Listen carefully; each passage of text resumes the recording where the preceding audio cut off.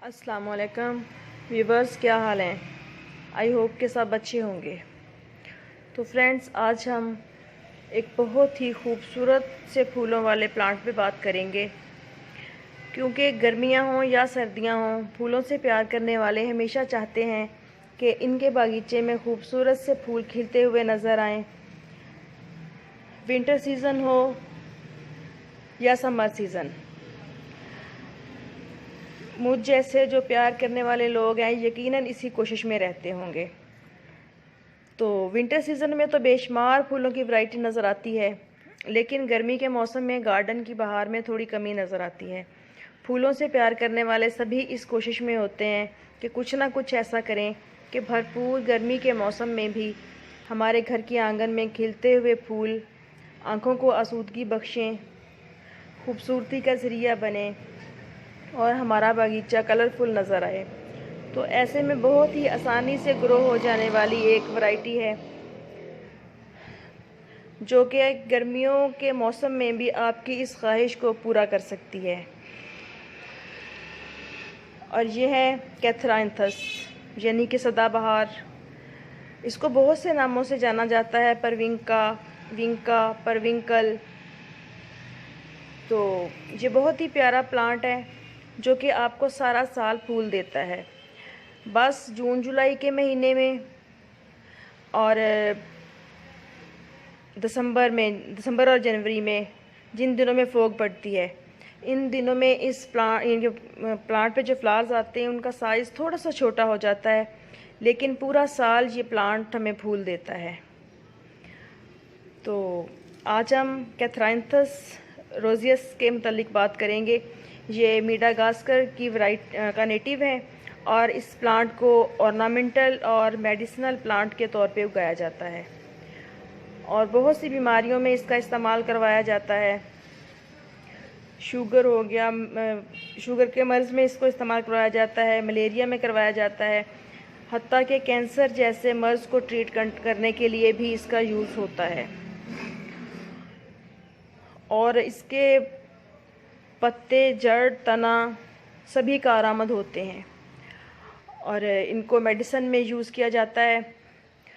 तो as a ornamental plant इसको इसलिए अप्रिशिएट किया जाता है कि ये प्लांट बहुत ही हार्डी किस्म का प्लांट है जो कि हर तरह की कंडीशन में सरवाइव कर जाता है। जिन एरियाज़ में टेम्परेचर 41 से 45, 46 तक जाता है, वहाँ भी गार्डन्स में कैथराइंथस को उगाया जाता है। और सदाबहार को फसल की सूरत में उगाया जाता है क्योंकि ये बहुत ही कारआमद प्लांट है और ये प्लांट फुल सन को पसंद करता है, यानी कि आप इसको धूप में रख सकते हैं। ये प्लांट है ही धूप का, ये सूरज की फुल लाइट में अच्छा ग्रो करता है और इस प्लांट को ग्रो करने के लिए वेल ड्रेन्ड सॉइल को प्रेफर किया जाता है। और जो लोग इस प्लांट को पसंद करते हैं वो कोशिश करते हैं कि उनके पास इसकी तमाम रंग की वैरायटी मौजूद हो, क्योंकि सदाबहार देसी वैरायटी में तो कासनी और सफ़ेद कलर में मिलता है जो कॉमन देखने में मिल जाता है, लेकिन हाइब्रिड वैरायटी में ये तकरीबन सभी रंगों में मिल जाता है। गुलाबी, सुर्ख, गाजरी, मैरून कलर, पीची कलर और जामनी। यानी कि बात का मतलब ये है कि हर रंग में ये प्लांट मिल जाता है, जिस तरह का भी आप चाहें आपको नर्सरी से अवेलेबल हो जाता है इजीली। और ये बहुत कॉस्टली भी नहीं है, बस 20-25 रुपए में आपको इसका पॉट इजीली मिल जाता है जिस पे फ्लावरिंग हो रही होती है। और इसको हम सीड्स के ज़रिए भी ग्रो कर सकते हैं और कटिंग के ज़रिए भी ये प्लांट बहुत आसानी से ग्रो हो जाता है। और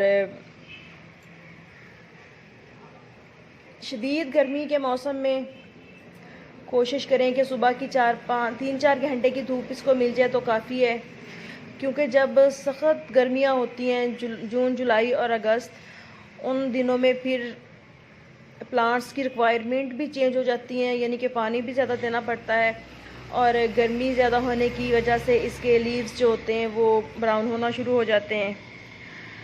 बाकी पूरा साल इस प्लांट को कोई दिक्कत नहीं होती, बहुत अच्छा ग्रो करता है। तो वेल ड्रेन सॉइल में लगाना है इसको, बहुत ज़्यादा पानी नहीं देना। ख़ास तौर पे जो देसी वैरायटी होती है वो तो सरवाइव कर जाती है बाज़ औक़ात अगर ओवर वाटरिंग हो भी जाए, लेकिन जो हाइब्रिड वैरायटी होती है इसको ज़रा सी ओवर वाटरिंग हो जाए तो इसको फंगस लग जाती है और प्लांट यूँ देखते ही देखते लटक जाता है और आहिस्ता आहिस्ता फिर ख़त्म हो जाता है। तो इसलिए जब भी आपने इसको पानी देना है तो मिट्टी को चेक करके, फिंगर से सॉइल को अच्छी तरह से टच करके देख के तो फिर पानी देना है। ज़रूरत हो तो गमले में पानी दें, वरना ये नहीं करना कि बस पानी दे रहे हैं, बाकी सब प्लांट्स को दिया तो इसको भी साथ दे दिया, नहीं। ऐसे फिर आपके प्लांट्स जो हैं वो जल्दी जल्दी डेड होना शुरू हो जाएंगे। और फर्टिलाइज़र जो मैं यूज़ करती हूँ, मैं ज़्यादातर काऊ डंग कंपोस्ट और DAP यूज़ करती हूँ। इसके अलावा मैं जो लिक्विड फर्टिलाइज़र बनाती हूँ, बनाना पील का हो गया, मस्टर्ड केक का हो गया, और ओनियन के छिलकों का जो बनाते हैं, जब भी जो सा भी बनाती हूँ मैं इन प्लांट्स को देती हूँ। ख़ास तौर पे जो मस्टर्ड केक का फर्टिलाइज़र है वो फ्लावरिंग प्लांट्स के लिए बहुत ही बेस्ट होता है और फ्लावरिंग बहुत अच्छी होती है। और इस प्लांट के लीव्स को या स्टेम को अगर आप यूँ थोड़ा सा मसल के रब करके देखें ना, तो इसमें से अजीब थोड़ी कड़वाहट वाली स्मेल फील होती है, जिसकी वजह से ये बीमारियों से बचा रहता है प्लांट, और इस पर कोई पेस्ट वगैरह अटैक नहीं करते।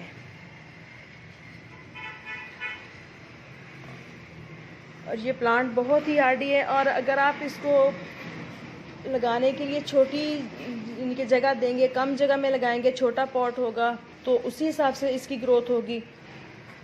और अगर आप मेरे इस प्लांट की तरह इसको खुली स्पेस देंगे, जैसे मेरा ये प्लांट बहुत बड़े गमले में लगा हुआ है, ये बॉटल पाम का प्लांट लगा हुआ है, उसके साथ मैंने ये लगाया था, तो माशाल्लाह देखें इसकी हेल्थ कितनी अच्छी है और कितनी हैवी फ्लावरिंग हो रही है और कितना बड़ा प्लांट हो रहा है। तो आई होप कि आपको कैथराइनथस प्लांट के मुतालिक, सदाबहार के मुतालिक सारी इन्फॉर्मेशन पसंद आई होंगी।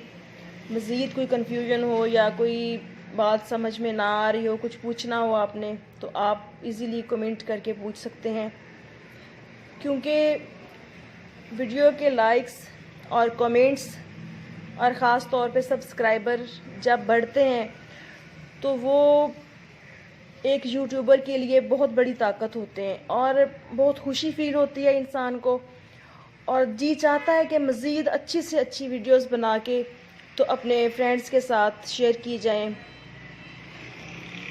माशाल्लाह मेरे चैनल पे भी 100 से अबव सब्सक्राइबर होना शुरू हो गए हैं अल्हम्दुलिल्लाह। तो मुझे बहुत खुशी होती है जब मैं देखती हूँ, तो एक छोटी सी फैमिली क्रिएट हो रही है जो कि एक बहुत ही बड़ी खुशी देती है इंसान को।